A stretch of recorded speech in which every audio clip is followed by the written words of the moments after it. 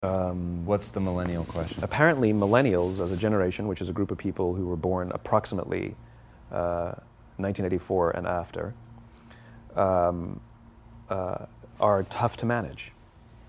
And they're accused of being entitled and narcissistic and self-interested, unfocused, lazy. But entitled is the big one.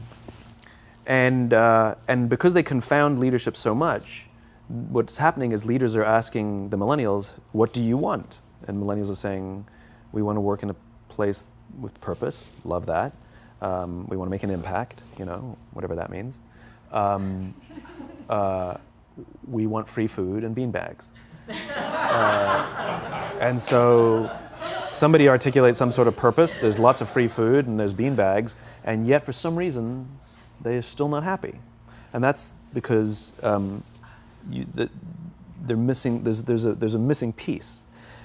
What I've learned is that I can break it down into 4 pieces, right? There are four things, 4 characteristics. One is parenting, the other one is technology, the third is impatience, and the fourth is environment. The generation that we call the millennials, too many of them grew up subject to, not my words, failed parenting strategies, you know? Where, for example, they were told that they were special all the time. They were told that they could have anything they want in life, just because they want it, right? They were told, some of them got into honors classes, not because they deserved it, but because their parents complained. And some of them got A's, not because they earned them, but because the teachers didn't want to deal with the parents. Some kids got participation medals. You got a medal for coming in last, right? Which the science we know is pretty clear, which is it devalues the medal and the reward for those who actually work hard, and it actually makes the person who comes in last feel embarrassed because they know they didn't deserve it, so it actually makes them feel worse, right? So you take this group of people, and they graduate school, and they get a job, and they're thrust into the real world, and in an instant, they find out they're not special, their moms can't get them a promotion, that you get nothing for coming in last, and by the way, you can't just have it because you want it. Right? And in an instant, their entire self-image is shattered. And so you have an entire generation that's growing up with lower self-esteem than previous generations. The other problem, to compound it, is we're growing up in a Facebook, Instagram world. In other words, we're good at putting filters on things. We're good at showing people that life is amazing even though I'm depressed, right? And so everybody sounds tough, and everybody sounds like they got it all figured out. And the reality is there's very little toughness, and most people don't have it figured out. And so when the more senior people say, well, what should we do? They sound like, this is what you got to do. And they have no clue, right? So you have an entire generation growing up with lower self-esteem than previous generations, right? Through no fault of their own, right? They were dealt a bad hand, right? Now let's add in technology. We know that engagement with social media and our cell phones releases a chemical called dopamine. That's why when you get a text, it feels good, right? So, you know, we've all had it where you're feeling a little bit down or feeling a bit lonely, and so you send out 10 texts to 10 friends, you know, hi, hi, hi, hi, hi, because it feels good when you get a response, right? Right? It's why we count the likes. It's why we go back 10 times to see if my Instagram is growing slower, did I do something wrong? Do they not like me anymore, right? The trauma for young kids to be unfriended, right? Because we know when you get a hit of dopamine, which feels good. It's why we like it. It's why we keep going back to it. Dopamine, instant gratification. You want to go on a date, you don't even have to learn how to be like, hey. You don't even have to learn and practice that skill. You don't have to be the uncomfortable one who says yes when you mean no and says no when you mean no, but yes when you... You don't have to swipe right. Bang, I'm a stud. Right? You don't have to learn the social coping mechanisms, right?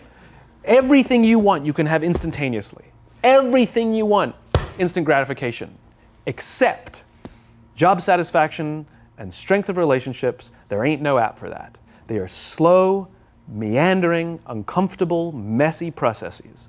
And so I keep meeting these wonderful, fantastic, idealistic, hardworking, smart kids. They've just graduated school. They're in their entry-level job. And I sit down with them and I go, how's it going? They go, I think I'm going to quit. I'm like, why? They're like, I'm not making an impact. I'm like, you've been here 8 months. You know? It's as if they're standing at the foot of a mountain and they have this abstract concept. called impact that they want to have in the world, which is the summit.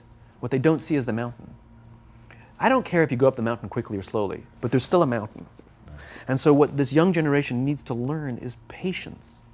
That some things that really, really matter, like love, or job fulfillment, joy, love of life, self-confidence, a skill set, any of these things, all of these things take time.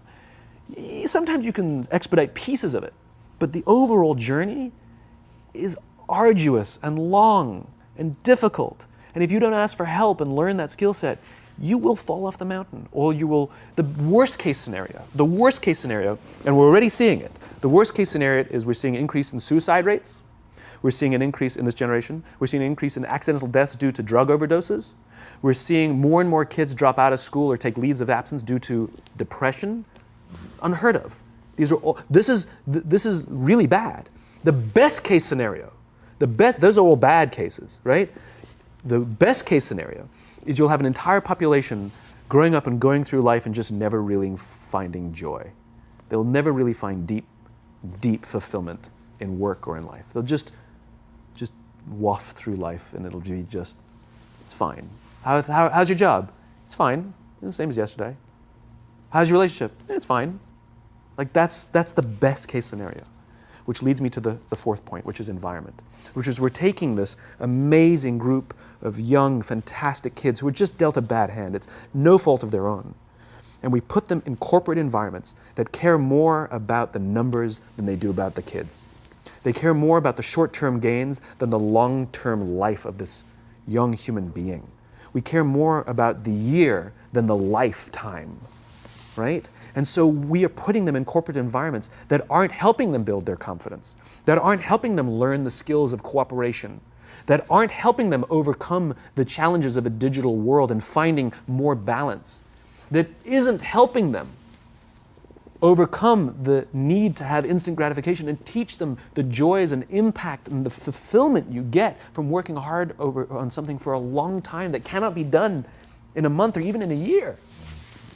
And so we're thrusting to them in corporate environments, and the worst part about it is they think it's them. They blame themselves. They think it's them who can't deal. And so it makes it all worse. It's not. I'm here to tell them it's not them. It's the corporations. It's the corporate environments. It's the total lack of good leadership in our world today that is making them feel the way they do.